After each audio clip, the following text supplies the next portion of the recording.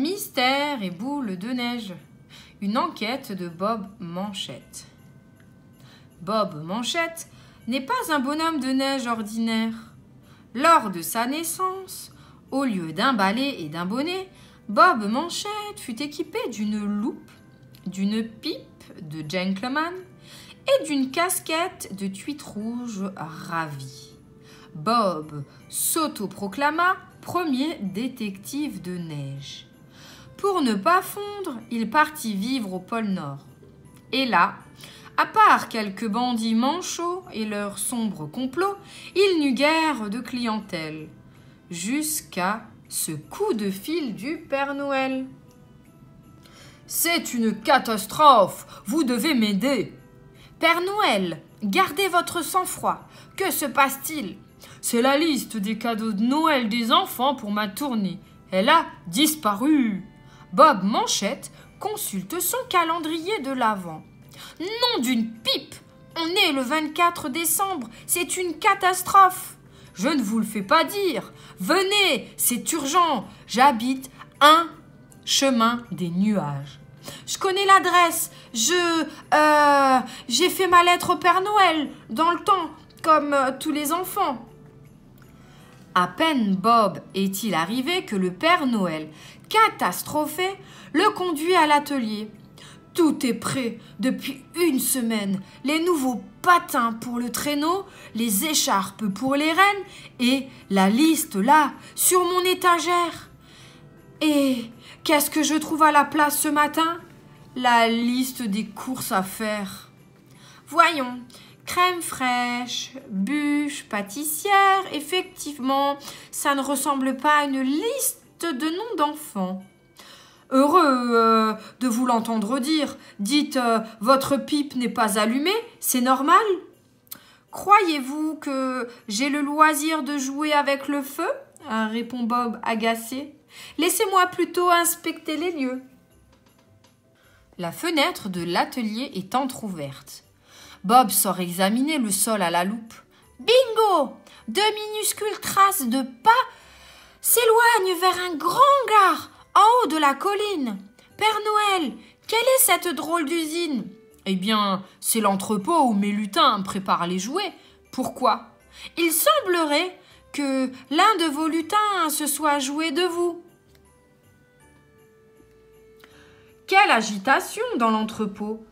S'affairant le long du tapis roulant ou manœuvrant d'étranges grues, les lutins façonnent des milliers de jouets stockés dans les rayonnages à perte de vue.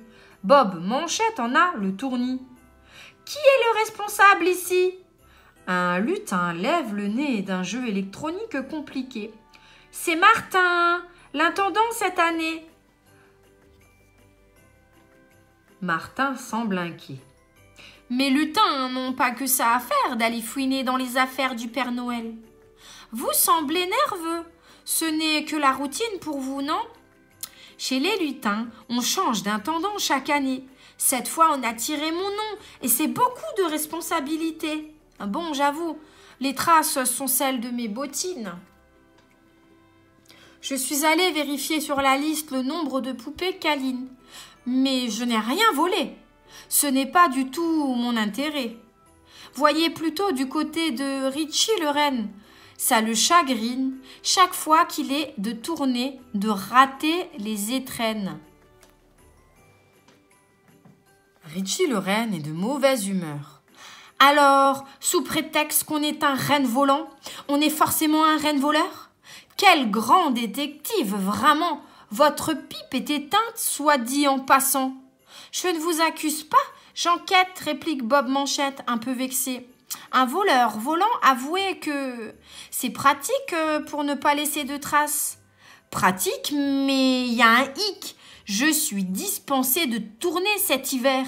Je me suis froissé l'épaule en portant le sapin la semaine dernière.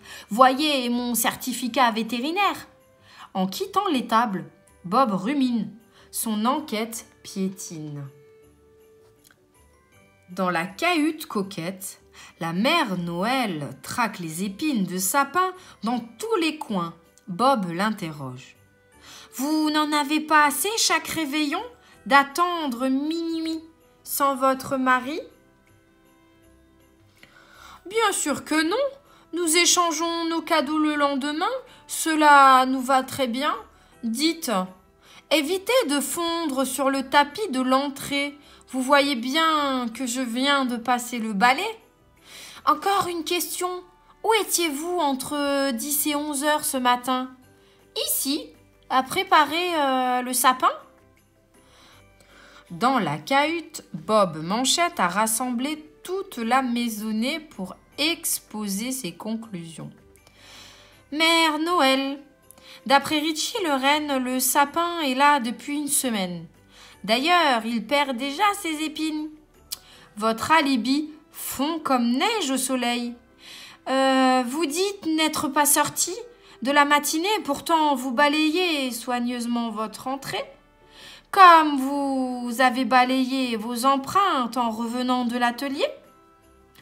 J'ai pris la liste, c'est vrai, bougonne la mère Noël, mais je voulais la remettre à sa place une fois tous les prénoms des enfants rentrés sur cet ordinateur. C'est mon cadeau surprise pour le Père Noël cette année. Et voilà, maintenant tout est gâché. Le Père Noël la console.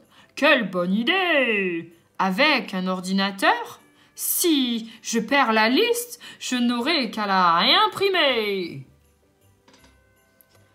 Au bout du compte, la tournée du Père Noël s'est très bien déroulée. Aucun enfant n'a été oublié. Et le Père Noël a même pensé à ramener la bûche pâtissière et la crème fraîche. Le lendemain matin, Bob Manchette est invité chez les Noël. Au pied du sapin, un petit cadeau porte son nom. Le Père Noël lui a fait un clin d'œil.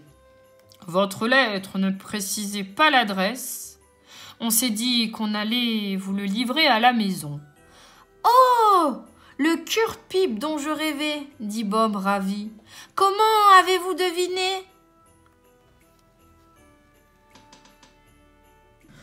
Une poule en ville. « J'ai volé au-dessus de la ville aujourd'hui, » dit Allegretto. « C'était beau. »« Et tu t'y es posé ?» demande Compte-Gouttes. « Oh non, » répond Allegretto. « Il y a tant de monde, ça me fait peur. Pourtant, cela doit être tellement chouette de vivre dans une ville en fête. On m'a dit que même la petite poule rousse y était partie. »« La petite poule rousse ?» s'exclame Compte-Gouttes. « Celle qui vivait ici avant ? Mais pourquoi diable est-elle allée là-bas ? » ?»« Parce qu'elle aime l'aventure, » répond l'oiseau. Compte-Gouttes et Allegretto continuent ainsi à parler de la ville, à rêver de ses lumières, de ses vitrines éclairées, quand apparaît la petite poule rousse. « Bonjour, dit-elle. J'ai besoin d'être au calme et au chaud pour pondre mes 3 petits cocos. Est-ce que je peux rentrer ? » « Bien sûr, répondent Allegretto et Compte-Gouttes, tout surpris. Mais nous pensions que tu étais en ville. La petite poule rousse va et vient, se choisit son coin et répond enfin. La ville, là-bas, croyez-moi, pas moyen d'être tranquille. Il y a de la musique, des rires, des cris, enfin, beaucoup de bruit. Et à l'heure où les poules se couchent, tous les gens sont dehors. Un monde!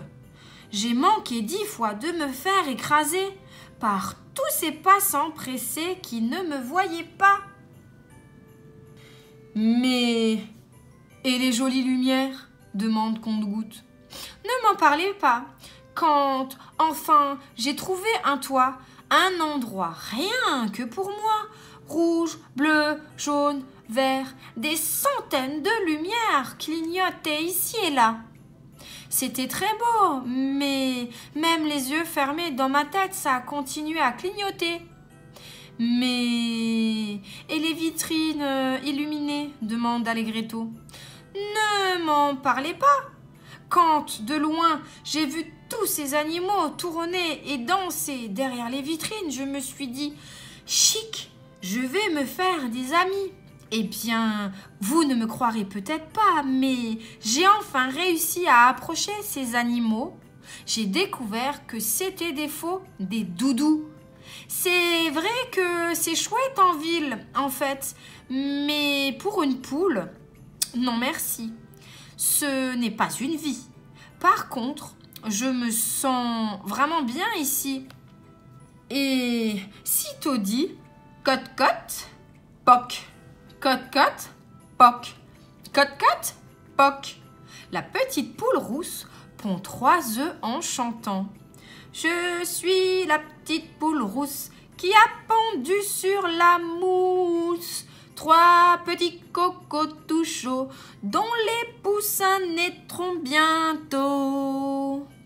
Voilà, dit-elle joyeusement, je dois attendre 21 nuits maintenant.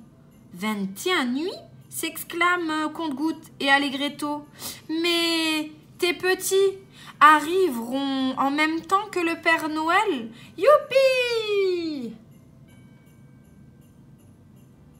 Voilà les amis pour cette histoire. Je vous donne rendez-vous demain pour une autre histoire. À bientôt.